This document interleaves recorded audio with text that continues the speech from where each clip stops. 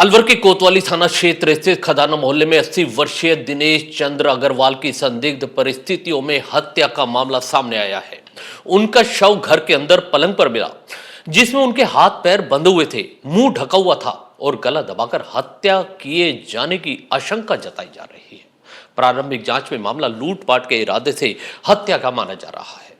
Police के अनुसार मृतक लंबे समय से अकेले अपने मकान में रहते थे।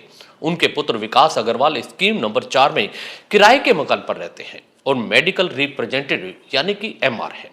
वह रोजाना दिनेश चंद्र अग्रवाल शाम को अपने बेटे के घर खाना खाने जाते थे, लेकिन इस बार जब वे नहीं पहुंचे तो बेटे को चिंता हुई। जब विकास अग्रवाल अपने पिता के घर पहुंचे और गेट खोलकर अंदर देखा तो उनके होश उड़ गए। घर में सामान बिखरा हुआ पड़ा था, अलमारियां खुली पड़ी थी और पिता के हाथ पैर बंधे हुए थे। इसके बाद तुरंत पुलिस और परिजनों को सूचना दी गई। परिजनों का कहना है कि बदमाश घर के पीछे से घुसे और वारदात को अंजाम देकर उसी रास्ते से फरार हो गए। घटना की सूचना मिलते ही अतिरिक्त पुलिस अधीक्षक डॉक्टर दीपक कुमार मौके पर पहुंचे और घटनास्थल का जायजा लिया। उन्होंने बताया कि हर एंगल से जांच की जा रही है और प्रारंभिक तौर पर मौत करीब 12 घंटे पहले की प्रतीत होती है। हालांकि हत्या का सटीक समय पोस्टमार्टम रिपोर्ट के बाद ही स्पष्ट हो पाएगा। मौके पर FSL team, DSP Angad Sharma और कोतवाली थाना पुलिस ने साक्ष्य जुटाए और परिजनों से जानकारी जुटाई। मृतक नगर निगम के पूर्व अध्यक्ष अजय अग्रवाल के मामा थे। घटना की जानकारी मिलते ही अजय अग्रवाल भी मौके पर पहुंचे और निष्पक्ष जांच की मांग की। उनका नाम है दिनेश अग्रवाल। नीमूचाना के बहुत प्रतिष्ठित परिवार है और हमारे जो नाना जी के जो चाचा जी हैं, जिला प्रमुख रहे रामजी लाल जी अग्रवाल, डॉक्टर सुबोध जी हैं, वो इनके कजन ब्रदर हैं जो सीएमएचओ रहे हैं। पूरी प्रतिष्ठित फैमिली है और चूंकि मामा जी अपने आप में यहाँ अलग ही रहते थे और इस तरह की दुर्घटना होना निश्चित रूप से अलवर के लिए अभिशाप है और इस तरह से हुआ। मेरा तो जिला प्रशासन से यही है। इस स्थिति में मिले थे अभी भाई बहुत विकट स्थिति थी, हाथ पैर बंधे हुए थे, गला घोटा हुआ था, मुंह बंधा हुआ था, पैर बंधे हुए थे। ये बात जैसे विकास ने खोला है, मैं आया जब तक तो उन्होंने खोल लिया था, तो मैंने आगे फिर इसी वजह फिर हमने लोगों को पुलिस आई, मैंने रमेश जी को फोन किया, एसपी साहब को फोन किया, एसपी साहब का फोन गार्ड ने उठाया, फिर मैंने अंगद जी को फोन किया, अंगद जी का भी आउट ऑफ रेंज आया, फिर मैंने कोतवाल साहब रमेश जी को फोन किया, फिर जैसे जैसे हुई तो वैसे व्यवस्था हुई, पुलिस भी आ गई। मेरे आने के 15 मिनट के अंदर अंदर पुलिस भी यहाँ आ गई। चोरी भी हुई है। अब चोरी का तो उनका पता नहीं चलता, 1-2 लाख रुपए तो उनके पास हमेशा ही रहता था, इसलिए अब तो यहाँ ऐसे लग रहा है कि कोई नहीं, सब सामान बिखरा हुआ है और उनको घोट के एक जने की बस की नहीं हो सकता, 2 जने क्योंकि मकान में वो अंदर पीछे पीछे वाले हिस्से में रह रहे हैं और उसकी भी दूरी मैं समझता हूँ 40 फुट की है, तो वहां से यदि आवाज भी हो तो वो बाहर तक नहीं जा सकती थी। उन्होंने बताया कि मृतक का किसी से कोई विवाद नहीं था और वे मिलनसार व्यक्ति थे। वहीं नेता प्रतिपक्ष टीकाराम जूली ने भी मौके पर पहुंचकर प्रदेश की कानून व्यवस्था पर सवाल उठाए। उन्होंने आरोप लगाया कि राज्य में आपराधिक घटनाएं लगातार बढ़ रही हैं और व्यापारी वर्ग को लगातार निशाना बनाया जा रहा है।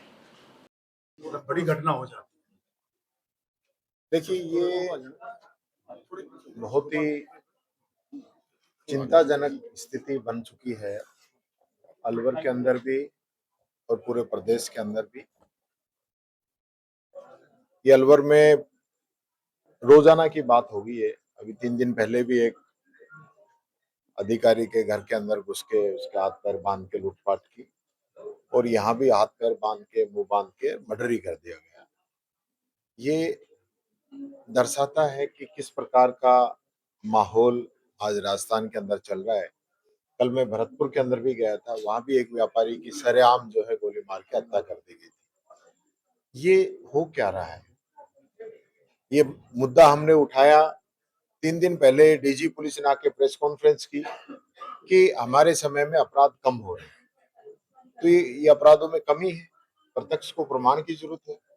आज हो क्या रहा है? क्योंकि मुख्यमंत्री जी के पास गृह मंत्रालय है, वो खुद इस चीज को देख नहीं पा रहे हैं, उनको राजस्थान से ज्यादा दिल्ली में समय देना पड़ रहा है। मैंने पहले भी ये बात कही थी कि कोई पूर्ण जो है गृह मंत्री होना चाहिए जो लगातार मॉनिटरिंग करे, देखे। आप देखिए इन पिछले अब 3 साल होने को इस गवर्नमेंट में कोई पदों में बढ़ोतरी की हो, कोई अधिकारियों की अलग से कोई ड्यूटी लगाई हो, कुछ नहीं हुआ। सिर्फ और सिर्फ बातें की जा रही है, उससे बातों से काम चलने वाला नहीं है। मैं समझता हूँ ठोस निर्णय लेना होगा और कानून व्यवस्था इस सरकार की चौपट हो चुकी है। फिलहाल पुलिस हत्या और लूट के सभी पहलुओं को ध्यान में रखते हुए जांच में जुटी है। पोस्टमार्टम रिपोर्ट और एफएसएल जांच के बाद ही मामले का खुलासा होने की उम्मीद है। देखिए, ये खजाना मोहल्ला में दिनेश जी यहाँ पे रहते थे और पास में इनके जो फैमिली मेंबर्स हैं वो थोड़ा पास में थोड़ा दूरी पे रहते थे। तो अभी शाम को हमें सूचना मिली कि भाई इनके जो फादर के साथ में इस तरह की घटना हो गई है। मौका मिल जैसे ही पता चला तुरंत एसएचओ सीओ और मैं भी मौके पर पहुंचा, जाब्ता भी मौके पर पहुंचा। तो वहाँ पे इनकी डेड बॉडी मिली है। मौके पर एफएसएल और एमओबी की टीम बुलाई गई है और जो भी विधिक कार्रवाई है वो की जा रही है।